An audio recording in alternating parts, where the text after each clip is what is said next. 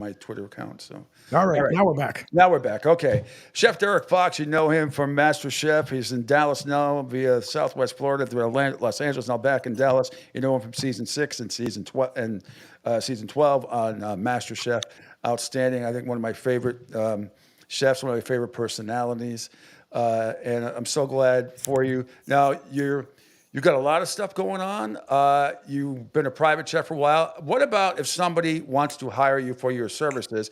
Like, say I wanted you next year. Every Sunday, we have football parties Yeah. at my friend. What if I wanted to have you cater it for just like 15 people, not 100, but have you flying you in, all that stuff is that, and you don't have to tell me prices or anything like that. But will you be doing that kind of stuff? Yeah, it's $25,000.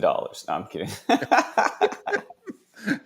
It doesn't even actually sound like that much money. Yeah. No, yeah, I do. I do that stuff all the time, and I'm back to letting the public know that I'm doing that, and I've already like people are already booking me. So yeah, it depends on like what kind of food we're doing. Or if it's a football thing, are we doing a tailgate kind of party style thing where I'm just doing burgers and sides, or are we doing a sit down dinner? It's all negotiable. It's all flexible, but I do have kind of like price points. You know, Sure. sit down dinner, 3-course meal, $250 a person, 5-course meal, $350 a person.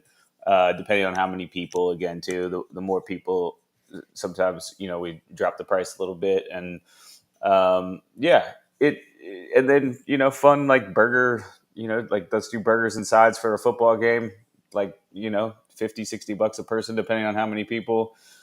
Yeah, it all fluctuates, but everything's possible. We like to do themes, so I mean, my majority of my fan base down here, a lot of us are from New England, even though I've been living here full time for 8 years. So we do Patriot parties a lot, but the theme is to who they're playing. Yeah, see, those are double. The Patriot parties are double. Well, we always do the theme of who they're playing. Okay, So say if it's Kansas City, we do barbecue. We try to do at least that one's triple. I like hate Kansas City. you're a Cowboy fan or a Rams? Bronco. That's right. You're a Bronco. Well, he had a nice season. You must have been you must have been happy. You must have been Man, happy this year overall. Unexpected to make the postseason with Bo Nix and company. All right. Well, say it was Denver in the Super Bowl this year. You're not going to do. Have you ever made Rocky Mountain oysters? have I ever made them? Yeah, No, and I'll or never tried eat them. them. I'm not playing with bulls' balls. That's crazy. Just checking. Just checking. I've had them You once. thought you could pull a fast one on me like that? You're Well, crazy. but down here, you must have had gator before. I never had gator till I moved down here 8 years ago. I love it. Yeah, Gator's cool. Yeah, Gator's good. Yep. But we do theme, whatever is now, this, we're trying to coordinate for the Super Bowl party. So it's either, you have New Orleans, you have Philadelphia, you have Kansas City. Like anybody can do, cheesesteak. Do you have a gourmet cheesesteak recipe? Oh my goodness, no. Um, no, I do not. I, I've actually recently I think I may have spoke to you about it back in October. I've just fallen in love with smash burgers. Oh, yeah. Yeah. So that's been my go-to party thing. My new clients, like they love them. They're like begging me for them all the time. Um, Man, I don't want to give too much away, but there is a smash burger location in the works. It's Oh, coming, and if it goes well, gosh, I'll tease it just for you, Pete. If it goes well, Florida's on the map. oh, damn. I love that. I absolutely So love smash burgers. There's not enough places that do them. well, and they don't do them right. And look, Yeah. I mean, I follow a lot of chefs, and Chef Philip of Not a Damn Chance Hmm. is leading the way, and he's the one that's most known, and he needs a little competition. Like, I mean, I love the dude, but like he can't just be hogging all the good smash burger business. So it's coming. It's coming. In layman's, I mean, I know exactly what it is. I love it. But for those people who may not know smash burger, they'll be like, "Can you explain in a layman's terms what a good smash burger is? How do you do it?" Yeah, so you definitely need a flat top grill. You need Yep. a griddle. It's got to be roaring hot, probably around 600 degrees.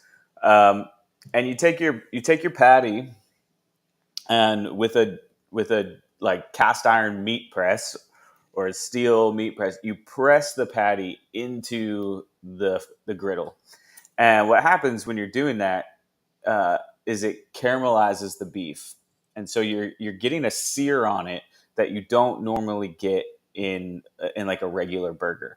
And this sear one locks in the flavor, but it also like gets this caramelization that's just unlike Mhm. anything else. It cooks quick, so like literally after like a minute and a half, you flip it over and and then you put your cheese on it. And so it's a really, really thin patty, really great way to get a double in, you know, you don't feel so bad about it. Yeah. But it's just something about smashing it into the griddle. It just gives it such amazing flavor. That sounds unbelievable. I wanted to ask you too. You're also a very accomplished drummer, and I don't know how much time you still have to play, or you I'm just good. play Yeah. enough. But how much? And you were a musician before you were a chef, and how did that transition happen? Well, the transition was actually pretty seamless because, it's going to sound stupid, but you only know what you know, right? So Yeah, like, I knew how to tour. I knew how to travel as a musician. I knew how to handle fans. I knew how to handle a crowd. I knew how to be in front of people. I knew like I was used to the camera back before YouTube was sure. YouTube. Like my bandmates and I, we were filming promotion videos to promote our band, to promote our shows, and we were putting them up on our website. I mean, gosh, if we'd have stuck with that, we'd be Mr. Beast. But we didn't know what YouTube was. Anyway, so it was. I'm used to all of that, and then going on MasterChef, it Mhm. just switched for me where like I wasn't in the back anymore. Now I'm the front man. So the transition's been easy, and I approach every kitchen like a stage, and I approach every meal like a song, and I give it my best. The Master Chef thing is interesting, and I think I told you I was going to audition here in Boston. I got deathly ill the day of the Oh, I that I forgot you was going told to me be at the that. hotel. But I remember I still have the application. It's like 50 pages. It's worse than an FBI file. What you had to fill out in that, and Well, and that's that's just one thing what I you remember. know. I saved it just to, it's like nobody would believe it. I was like, "Do you want my firstborn too?" I don't have kids, but but do you remember that? Oh my God, the application process is crazy, and that's just the beginning. When you Yeah, get in, part of the audition process is a lot of mental evaluations and yeah. aptitude tests, and there was one test that they gave me.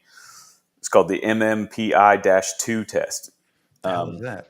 it's a it's a multiple choice Hmm. test that's a psych eval that's been it was created by the government. I think it's for people in the military and government Hmm. agents, and it's a psych eval that you can't. If there's no pass or fail. Like it Yeah. it just tells whoever who you are Is it one of those basically. things where like they ask you, like, if you saw someone steal a bottle of milk, would you tell somebody? That type of thing? It no well kind of. It's like if you saw somebody steal a bottle of milk, would you laugh? And you're like, I don't. But dude, there's 567 questions. Oh my God. By the time you get done with that test, you're reevaluating your whole life. You're like, wait a minute. Like, some of the questions, like, do you tease cats? And you're like, tease cats? Like, okay, if I have a cat, uh, Yeah. like, well, sometimes we play. Is that considered teasing? Yeah. Yeah. Wow, See, that's unbelievable. Bill here knows what it is. Bill, have you taken the MMPI-2? He might have. I don't. He's one of our loyal texters. That's So crazy. yeah, he might be. Personality index. Oh my God, that is just. That's Yeah, just. That's it's just. wild. That's just unbelievable. All right, so you follow the NFL, obviously, or you're a Broncos fan. Now, what is your Super Bowl Sunday going to be like? This is actually, dude, this is gonna be crazy. This actually, I haven't fully committed, but I think this is the first year I'm not watching Really? in my entire life. I remember watching my first Super Bowl at 4 years old. I don't remember who it was, but I remember being in Dolphins gear just because we lived in Florida and everyone Yeah. around had Dolphins on. And then about 6 years old, I became a Broncos fan. And stayed a Broncos fan for the rest of my life. I've watched every Super Bowl. I watch football every year. This might Mhm. be the first year I just don't watch. Like these, you Do know, you hate both teams? it's not that I hate the teams. Look, I actually love every time the Broncos play Kansas City, and I love how Mhm. exciting the games get. But since getting older, and also the Broncos the last 9 years have been terrible. So I've been watching the other teams, and with like an unbiased opinion, like these refs have ruined the game this year. Mm. And when you watch Kansas City and you watch other teams, and you're like, what are these refs doing? And it's not just with Kansas City. Yeah. Like I went to the Broncos Chargers game in LA this year, and there was a major pass interference call that they did not call, and then the Broncos had to turn the ball over on Mhm. the 40 instead Yeah. of and punt on their 40 instead of being on the 10 scoring a touchdown. Like it changed the whole game. It was so bad that a LASIK eye surgery Twitter tweeted out at the refs, "We'll give you free LASIK eye surgery if you start calling the games correctly." Like it's not just me. Everyone's feeling Oh it. no, it's there. And for the referees this week, and I've been to a bunch of Super Bowls on Radio Row. I've never seen the what's the name, chief of the officials refs association have to come out and make a statement to defend how bad the officials are. I mean, not to defend them. I've never seen that in Wow. all years. And so that just goes Look, to show you the paranoia. And people are waiting this Super Bowl. They're going to be eyeballing. I hope we're not sitting here Monday talking about officials, but they're going to be waiting for those. Are the Chiefs going to get the call again? yeah, of course. And here's the other thing that the refs don't understand is they're writing themselves out of a job. Where if the fans stop watching, then they have to come up with something to do to replace the refs, and it'll be AI. We have the cameras. Tennis does it. When the ball hits the line in tennis, they zoom in and they're like, "Oh, it was out or it was in." And Absolutely. Great point. Just put the chip in the football. Goodell the other day is like, I don't know, it's the shape of the football. Put a chip on both sides. That's all you got to do. We brought up the tennis analogy because when's the last time you saw a tennis match and said, that was definitely out, definitely in? No, because boom, right, exactly. exactly. There's Oh, no baseball too. When baseball yeah. comes back around, we can talk about that because Mhm. actually, I feel like that's the game. That's the one game that you shouldn't have AI as refs, as umpires, Yeah. because baseball. A lot of people that have never played don't understand, but baseball is a game of cheating. Like Okay. you steal bases, you change your bunt, your hit, whatever. Baseball is about cheating. The rest of the sports, we need AI. So you don't think you're going to watch any of it? Even Nah. if you're cooking in the background, maybe have it on as background noise, Do or you if want? you Do you not want want to? to cook. I mean, how many people have wanted you to cook for them on Super Bowl Sunday? You must have had a ton of offers. Um, yeah, I've turned them down this year just because I just needed a break. Yeah. It's been a crazy few months, and just to avoid getting burnt out, I think I'm actually going to go play pickleball on Sunday. Be careful. A lot of people get hurt playing pickleball. Everyone says this. I'm out there crushing it. I've done 3 weeks. You're young. I'm already pro. I'm already pro. Well, Um, down here in Southwest Naples is where the national championships, world championships are held down in Naples every year. It's on national TV. It's a huge area. you got a contact? I need in. I need Yes, I in. do have a contact. A friend of ours is one of the broadcasters. I Okay. would absolutely. I'll give you that. I'll give you his number. Absolutely, he would love. He would have you on in a second, and he does Two it for things. CBS Sports Network. I need to set up a smash burger stand so I can Oh, cook for everybody, right? yes. And let's make some money on some burgers. And then two, and this is a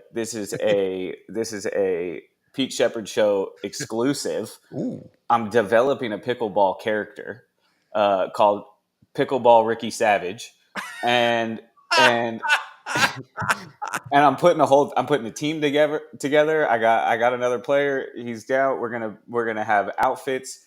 It's gonna be like it's. You remember Macho Man Randy Of Savage? course, of course. So Yeah. it's gonna be Macho Man Randy Savage, but the pickleball version, and it's gonna be all about America. I'm gonna be wearing red, white, and blue. It's coming. Yeah, I'll have you in my gated community down here. We got beautiful pickleball courts. They're beautiful down here. We'll set up a whole thing over here. I mean, we got. Let's go. Oh my God, that's amazing. Are you're still doing a bunch of losers podcast? Is Yeah, that yeah, yeah. I'm just in between guests right now, trying to line it back up.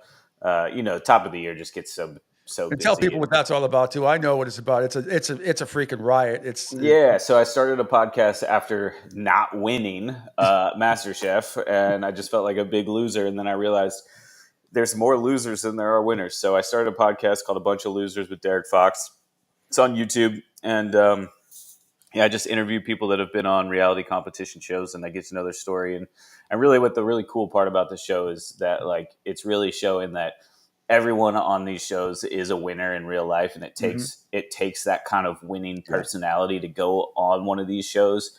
And it's no participation trophy by any means. It's just trying to show that these people that didn't win still have a story, and they still have overcome so much, and so many of them have come from a place of just like desperation or like just like Hmm. rock bottom, need to change their life, and they apply to the show. And that's what happened with me. I was just like, I was at a really tough place, and apply to the show, and it changed my life. And then there's other people that just like randomly get put on shows, or shows seek them out. And some of the Hmm. Survivor interviews have been crazy, but like, yeah, it's a good time. Yeah, and I love the fact that you have a lot of the kids now, the young adults now that are Master Chef Junior, and they really open up to you about the bullshit they've had. I forget. I think we talked about this last time briefly. What is her name? But she's like, somebody was stalking me, taking pictures of her feet. Yeah, Dara, they were wanting pictures of Sorry, their feet. yeah. Dude, the foot fetish is crazy. I've been asked for People have asked me pictures of my feet. And Jesus. yeah, like one guy was like, I really love your cooking, but can I ask you, could you send me a photo of your feet? And I'm like, this is crazy. The answer was no, I'm not doing that. But it's fun to hear you talk with the ones who You just ever gotten anything crazy like that, Pete? You got anyone sliding in your yeah. DMs asking for your Yeah, feet? lock of hair. I mean, I don't know. I remember once a crazy thing I heard in my life was I was a big Star Trek nerd, but I remember John Delancey, who played Q on Next Generation, said one time at a convention, he was sick and he had and he was having a drink of water or something, and somebody wanted his germs Mm. afterwards. So, but no, it's crazy. I mean, no one's besides autographs occasionally, nothing like that. No one's ever asked me for a lock of hair or a toenail or anything like that. But I can imagine you. They must be like, Chef, can you bite into an apple and send it to me? That kind of thing. Yeah, some weird stuff for sure. I mean, back when I was playing drums and touring, it was nice because it was like right before like social media, like Instagram wasn't really a thing yet, and so like people came up and just asked for autographs. Like Yeah. their selfies weren't even really a thing, a Mhm. little bit. But like in my early music career, like we'd show up at venues, we just get mobbed for autographs, and there's like no video proof of it. There's a little bit. I have a little bit of Yeah. video proof. I'll try and find and send it to you. But yeah, like we just get. It was crazy. Now it's different. Now it's like I got a message in my Instagram the other day. This girl's like, I saw you in the grocery store and I was too scared to come say hi, but all I could think about was, what's he cooking tonight? I'm like, Do you wish you were in New Orleans this week, or at least what day or two, to be able to be part of some of these festivals that go on? man, you know what? I was actually I was slated to go. I got a friend. She owns Stella Jets. It's a Hmm. private jet company here in Dallas. Shout out Stella Jets. But they Yes. were working on a Super Bowl party that was, going to be whole VIP thing, and we were going to fly down on the private jet, and I was going to cook on the plane, and that's actually why I don't have anything booked this weekend, because I had that locked for her, and then the venue like fell through last minute, so I was like, you know what, that's my sign to just not book anything. But I New Orleans is crazy. Mm. It's a good time. I've been down there a little bit. Yep. I think I've had my fun there. It's gonna be. I, I don't know. I like being a part of big events like that, and then I also don't, because it's like the Hmm. anxiety of the amount Yep. of people and everything that's going on, and then you know when they're bringing you in, you feel all cool and whatever, and then you get there and you're like, there's so many bigger names. Like it just humbles you real quick. You're like, what am I even doing here? Did you watch, before I let you, have you watched Gordon's last 7 or 8 weeks when he's revamping these New Orleans restaurants? Chef, I can't. It's eh, crazy. and when he does, the 24-hour show, and I sit there, I just can't believe the filth that accumulates in these places. That I don't know. When I was a little kid, I guess I always looked up. I looked down at the floor. I look up at the ceiling. That's the first thing I do when I walk into a restaurant. Ceiling. But I can't believe how many people are in denial in some of these shows, like they just don't even see it. It's so crazy. Two things about that is one, it- most people would never know, but like when you get in the industry, you can tell. And it's one of the first tell signs of a kitchen that's not going to be giving you good food is if it's a one-off small mom and pop shop and it's got a giant menu. If it has a giant menu, it means shit's frozen, shit's not fresh, and you have no idea what you're getting. That's the first sign. I usually, like, if it's a giant menu, I won't eat. But yeah, the denial, it's a slow build for these guys. They get in there with all these hopes and dreams and that their restaurant's going to be amazing, and it's one little thing stacks on top of the other, and before you know it, it's like that vegan guy, like that. I can't even fathom that I don't even storage, whatever, dry store, like that was Oh God, just yeah. unbelievable. The rats, I And mean, then and the one before with the paint in the oh, fridge, like how do oh. you have paint in the fridge? Who did that? Like, But to yeah, cook on top of the stove, where nobody checks it, and like Gordon always says all the time, and I'm sure it's it's amazing how some of these places haven't gone up in flames. All yeah, it takes is one little spark because the the grease. cooking Yep. stuff hasn't been cleaned in not months, years, it seems. Right. Well, look, I mean, it does happen. These places do go up in flames. Gordon can't get to every Yeah, restaurant, but it does happen when you see a kitchen fire. It's usually because of that. Even at home, people don't realize you got to clean the hood above your stove. It's just part of it. I mean, I was working at this restaurant one time. It was actually a very very nice restaurant, super clean, and they were servicing the kitchen and the gas line busted oh geez, oh geez. while there was a flame on. So there was in Oh, the back. I was out in the front. oh, I was like up by the front door actually, and I saw just this spark and then this flame that was like a flamethrower of just fire shooting across the kitchen. And everybody in the restaurant ran towards the kitchen. I was the only one that ran out the front door. I was like, "You guys are crazy. yeah. Oh my lord. I'm out of here." Well, luckily nobody was hurt. All right, Chef, it's been a pleasure as always. How can people? Is there a webpage you want to throw out there, or anything that we can do to make sure people know exactly what you're doing, how they can get a hold of you, how they can hire you, all Yeah. that stuff? Well, I got a lot of stuff I want to drop here real quick. Hmm. But first of all, if you want to book me, just on my Instagram is the easiest way to get a hold of me, or Facebook, but Instagram is the easiest. Um, Thor Kitchens. Hmm. Gordon Ramsay has joined the team. He is now a part of Thor Kitchens, and That's right. he has a whole Thor Kitchen line coming out. And I'm going to be with him in Vegas this month at the KBiz Kitchen and Bath Show. So that's going to be in Vegas the 25th and 26th. Gordon's going to be there. I don't even know if that's public yet. They didn't tell me if I can share that or not. So Well, words out. that's awesome because it's a great restaurant, which I got the pleasure of going to last year at Yep. Caesars, and I finally got to have his beef Wellington Amazing. and the sticky toffee pie was Ooh, delicious. yeah, it's good. But So with Thor, there's also a link in my bio. I mean, honestly, I found this company in the very beginning. I was their first chef ambassador, and I love their stuff, and it really, really, really is good stuff. So if you're needing new kitchen products, appliances, check out Thor. There's a link in my bio, and then also Hexclad. I've partnered with them. So if you need new pans, check those out. I have a 41% discount right now if you go to my Instagram link, hexclad.com/Foxy. That gets you my discount, which is not on their regular website. So you got to go to my link for that. So that's really cool. Other than that, a bunch of losers with Derek Fox on YouTube. We got new episodes coming. And then epicmegacookie.com. You can order my cookies. I ship nationwide.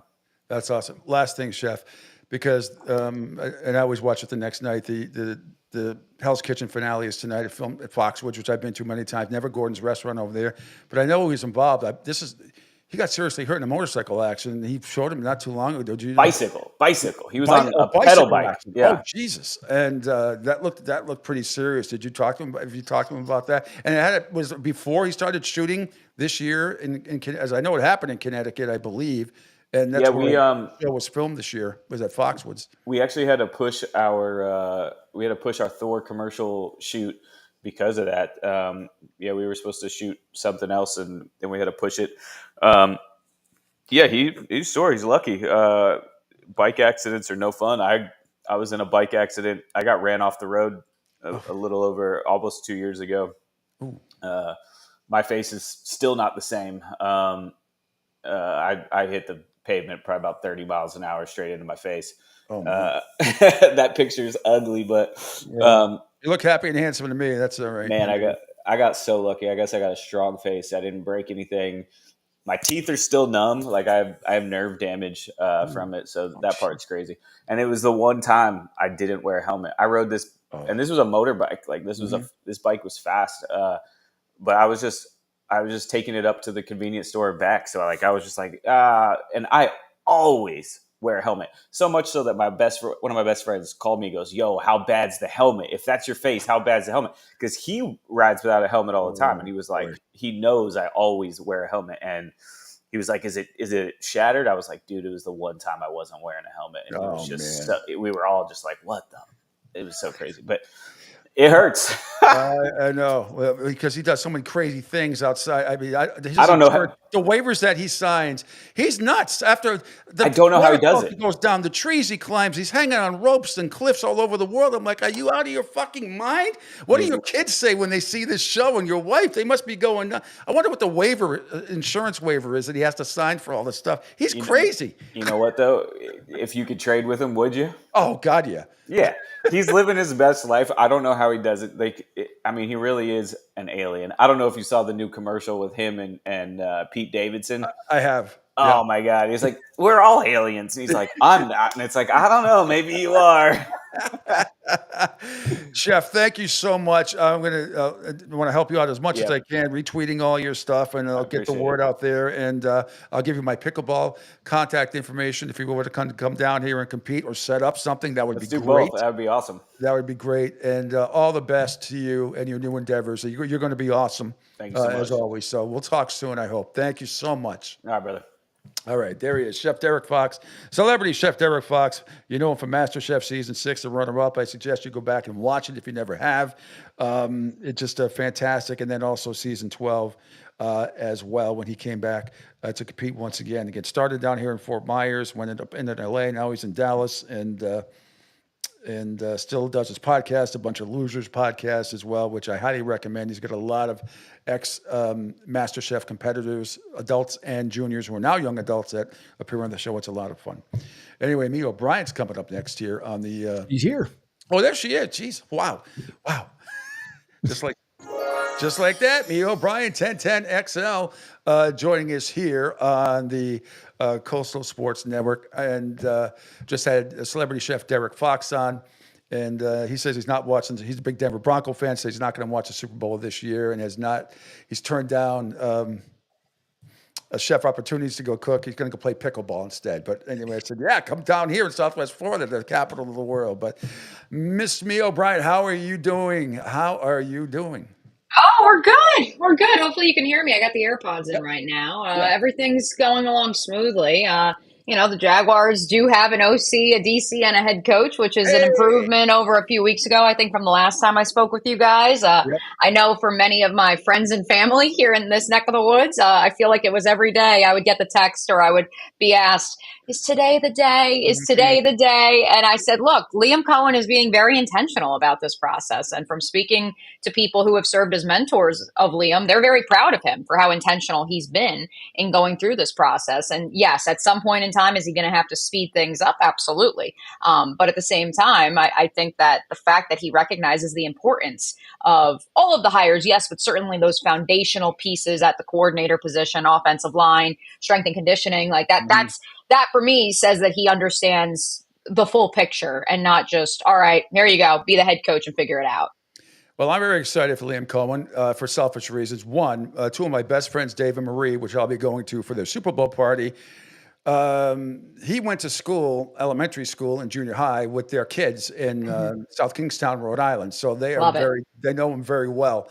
So I'm like, I expect, And they would something. tell you, and I'm sure they've told you because I've talked to enough people who grew up with Liam. Like Yeah. he's the same guy. Like and even Mhm. we just had the contractor here doing a little bit of work, and he was asking about him, and I said, of course he asked about the first Duval and this, that, and the other, and I just said, I'm like the fact that he immediately like went into self-deprecating dad, but like also like, I fudged it up, it's all right, like I keep it moving.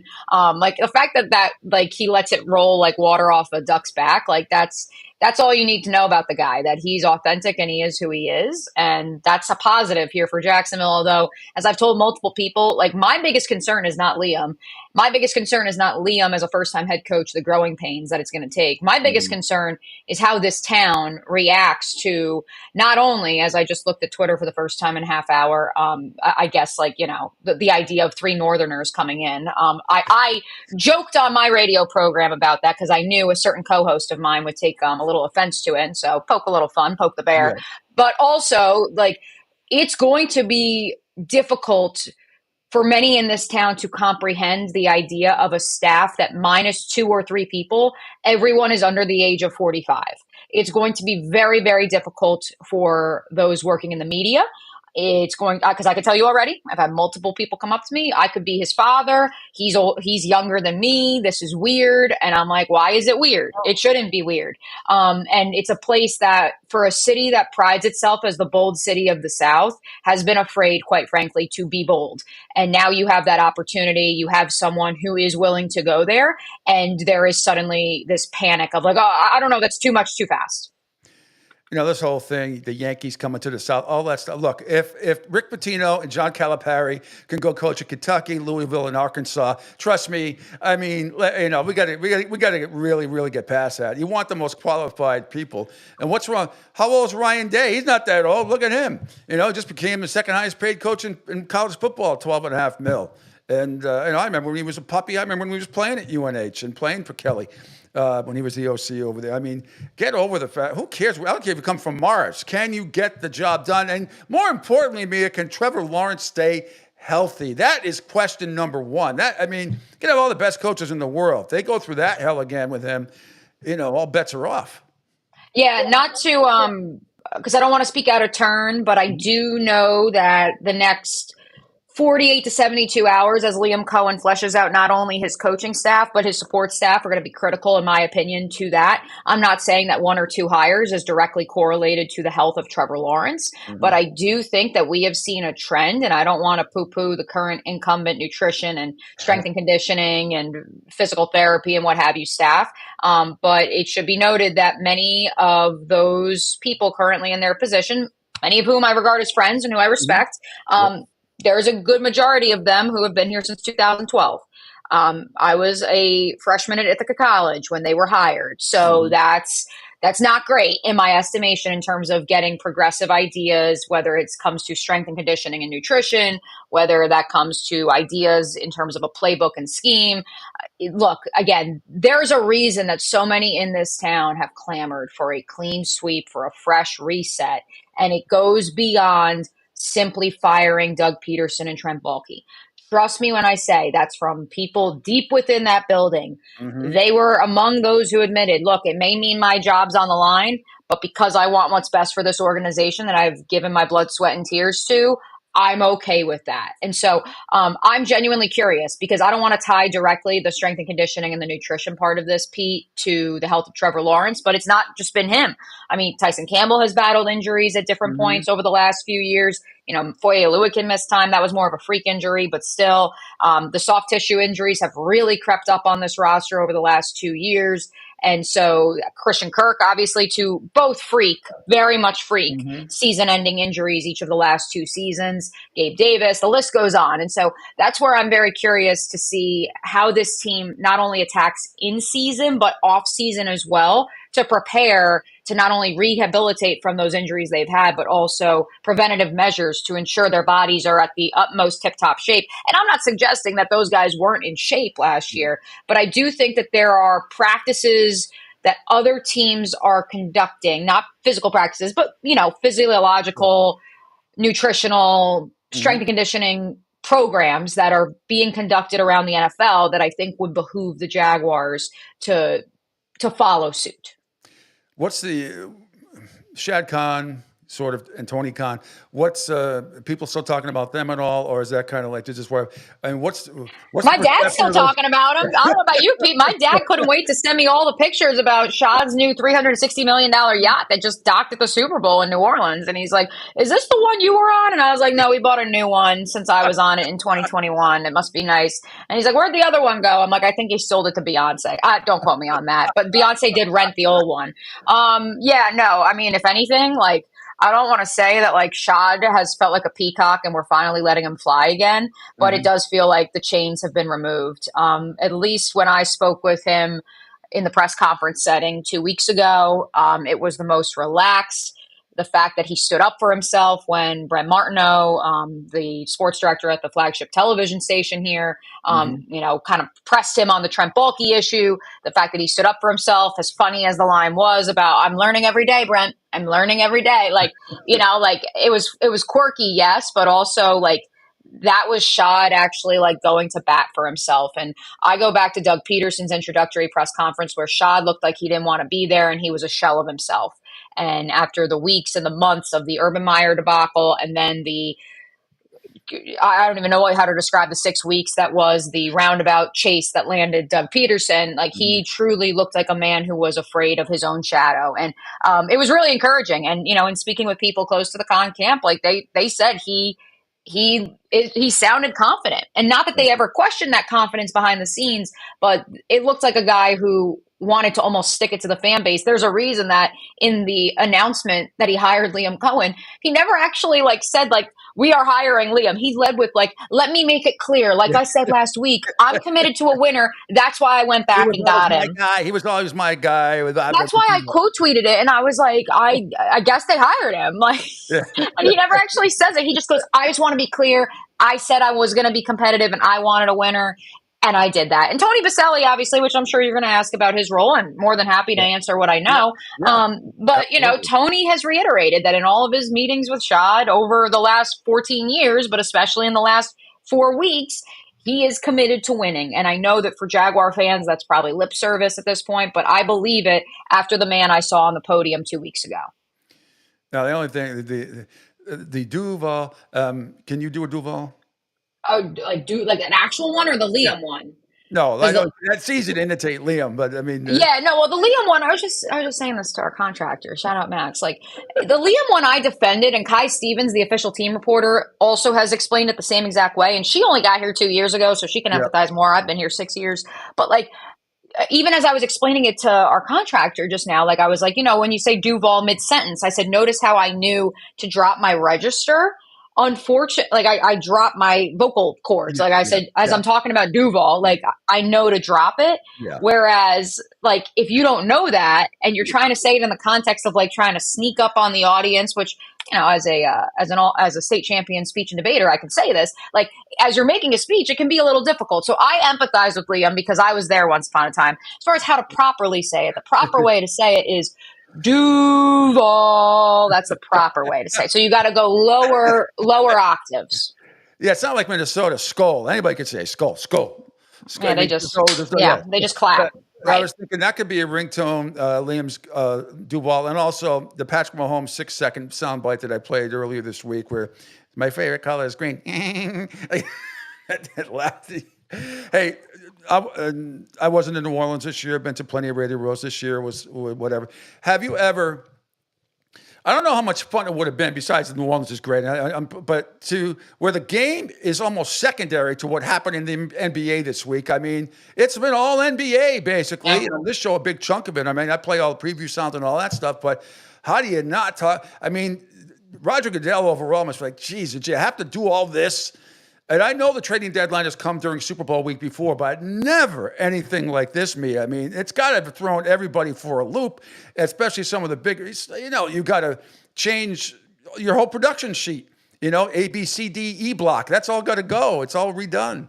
I have the utmost respect for this individual, but when I say this, I wanted to say that first. The devil works hard. Adam Silver works harder. I'm just kidding. Like I had tons of people text me and they're like, if David Stern was alive, he would have vetoed the Luka deal, and he probably would have. But like, Yeah. I mean, but good for Adam Silver. Like, beyond the fact that we live in a world of content, we live in a free marketplace. Like, okay, Nico Harrison wants to be stupid and make that deal. That's his decision. Like, like, okay, like, whatever. I'm still going to have, well, if anything, from a league perspective, I'm now going to have one of the top 3 to 5 players in the league teaming up with one of the greatest of all time in the number 2 market in America. Like, why wouldn't I sign up for that? But I respect it for the sake of competitive parity.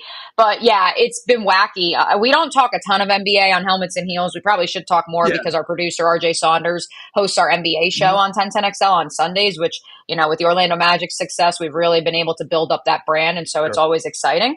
So maybe we should talk a little bit more since we do have RJ at our disposal. But I mean, this is the most NBA we've talked like in the almost year of the daily format on that program. Same with me, and I'm a Celtics guy, so I still think they're going to roll it back. But I mean, but that aside, and then the other story, I've never seen anything like it, where the head of the NFL referees union has to come out and make a statement that basically we suck, but we don't suck as bad as you think we do. Oh, the goddamn videos are right there. They play every last thing. I'm not one of the ultimate conspiracy theorists, but you cannot deny.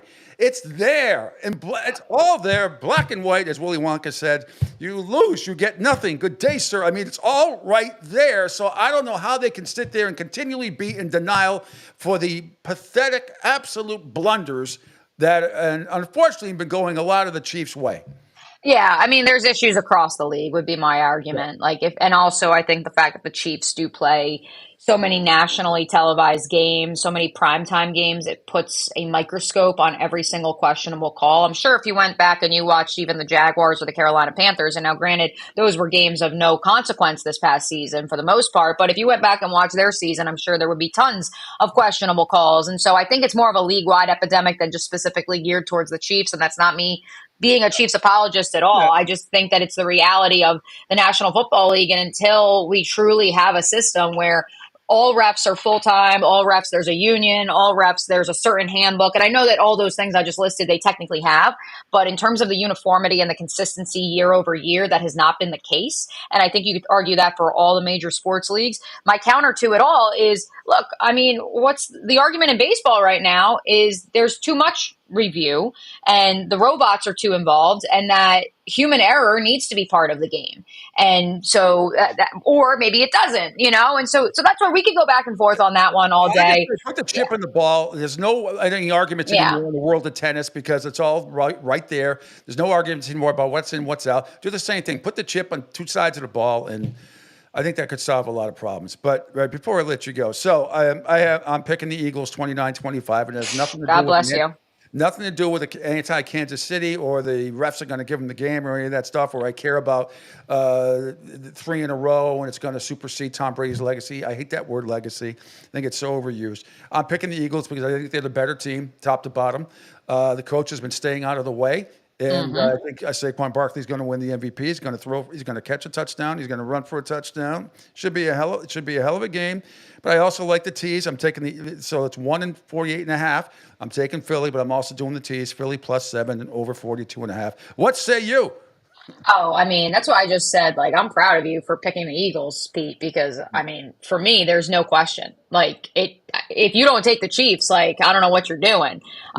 Because I can't bet against them at this point in time, whether it's a 1-possession game or not. So I'm absolutely picking the Chiefs, and it's quite frankly just to cover my own ass for when inevitably Patrick Mahomes does Patrick Mahomes things in the final 2 minutes of the game.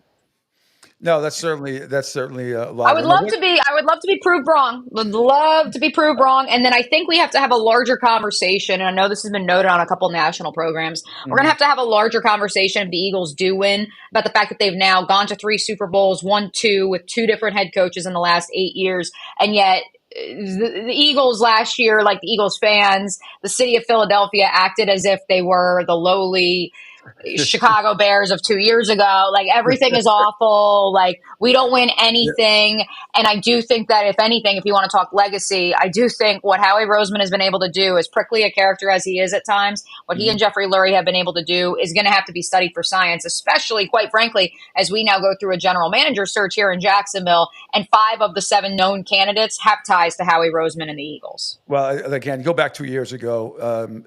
Look, Philadelphia should have won that game too. It wasn't for a lousy fumble. They would have won that game. I know Angel has before speak. Every Eagle fan just described, that was Angel the first 5-6 weeks of the season. I had to talk him off the ledge. Kept telling him, hang on, the coach, just stay out the way, Nick Sarai, stay out the way. But before I let you go, Angel, you have something for Mia? Yeah, Mia, you have no idea how Nick was driving me bananas, but thankfully he's redeemed himself. And as a fan, you're just going to be upset no matter what. In the media, you get upset regardless of what ended up happening. But he did bring the team around, so I'm really happy what he's done and being able to get to the Super Bowl. But yesterday I mentioned this on the show, and I'm not too sure if you know any better or if you guys have got any updates. So we know the Jaguars are going to renovate their buildings. So they're going to remodel the whole 9 yards. Now, supposedly this year, I guess late fall, some of it's supposed to happen. So they're saying there's going to be less people in the stadium. And then 26, 27, they're trying to figure out whether it's going to be at Camping World, or they're also talking about going to London and playing more games in London, because 27 is supposed to be where the bigger remodel portion is supposed to take place. Why not? And to piggyback on that, why not the Swamp, which I thought would be easier drive for you? I was thinking about you, Mia. I mean, easy. Yeah. Why not the Swamp first if it's available? Let me debunk a couple of those myths and go through step by step. Right. There are shovels in the ground as we speak, or at least I think Monday technically. They have already begun some of the renovation process. Now, is that going to impact capacity and seating for the 2025 season? The answer in terms of seating is no. I do believe, and sources close to the situation have told me, that perhaps the assessment of what it means for parking, what it means for how fans get from one area of the stadium to another, perhaps that needs to be, maybe take it into consideration in terms of what the message is to the mass public. But no, the seating capacity will not be affected for 2025. It will for 2026. I believe it's a 43,000 capacity limit. And then 27 is the only season the Jaguars are expected to be out of the city of Jacksonville for games. Obviously, the Miller Electric Center is a state-of-the-art practice facility. They will still be working out of there during the week. My expectation is that they will probably end up having to play at least 2 games. I don't know if those are home or away, at least 2, if not 3 games in London, just because of, hey, you know what, maybe there's X amount of games going on at Camping World, X amount of games in the Swamp. Yeah, so I won't be surprised if in 2027 they end up playing a couple games in London, just to, also account for the fact that they had limited capacity the year before and try to make up some dollars and cents there. From what I've been told, they have still not made the decision on Camping World or the Swamp. Both are still in consideration. Now, the asterisk to that is the Swamp is also set to undergo renovations after the Jaguars would have been there. I didn't know that. Yes. The Swamp is expected. I believe their renovation project is going to start in either 28 or 29. Don't quote me on that. Obviously, I don't cover them quite And as that place holds 93,000, right? That's correct. Yes. Yeah. Now, part of it with the Swamp, and this was the same issue with the pipe dream of maybe the Jags go to the Daytona International Speedway, is does the University of Florida have a NFL caliber locker room, facilities? The answer right now is no. That's part of why they are renovating as well. Does Camping World? I mean, technically it meets the threshold. It's not state of the art, needless to say, but for 1 year, could the Jaguars do it? So no, the only year that they will be out of the building is 27. The only year there will be limited capacity is 26. They are still working through which of those 2 sites they will be playing at. Wow. That's all right, Mia. Last thing. What is your Super Bowl Sunday like? Do you have to work or be a guest on people's podcast, or you're going to have a little food and cocktails and just sit back and watch the game with your boyfriend or people? What's your day going to be like? So I will be calling JU Women's Lacrosse at noon. So thankfully it's a little bit earlier of a game on ESPN Plus. So that's at noon. Yeah. And after, of course, I've also had a double header on Saturday because I will be doing play-by-play and sidelines for UNF's homecoming double header for the men's and women's team. So we are going to be laying low. We laid out last night. So I got to stop at the grocery store this afternoon. We did lay out what the spread's going to look like, but we'll be laying low. Just because, it's going to be a chaotic next day and a half for me just with all those games. And so we will be enjoying it from the comfort of our brand new multi-TV setup. Again, that has been a labor of love over the last month and a half, but excited to enjoy it. So just the 2 of you or any friends coming over. If not, make sure the boy does the cooking.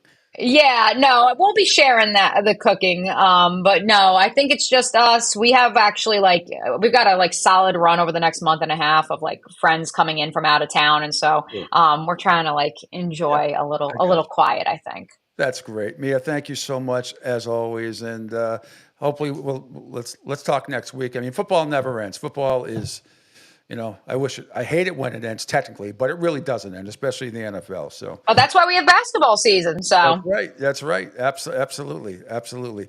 All right. We will talk soon. Thank you so much. Enjoy the game. And we'll be watching on ESPN Plus as you broadcast every sport in the world. Thanks. yes, quite literally. Adios, amigos. Thanks, Bye man. bye, Mia. Mia O'Brien, 1010XL, 92.5. She hosts of 1010XL.com. And also she hosts Helmets and Heels every day from Monday to Friday from noon to 2. See, Oh, but I was Angel. going to ask about the question about the stadium because, like I said, I just Great read off question. what was, and that was last updated back in December or November of last year. So at least it was good to know that exactly what's happening out there in Jacksonville, or as Liam Cohen likes to say, Duval. Duval. And you heard me at Duval. You got Yeah. to do it. That's it. Anyway. All right, my friend. Your show's coming up today, right? And let's See, get out of here so you can have, can only imagine.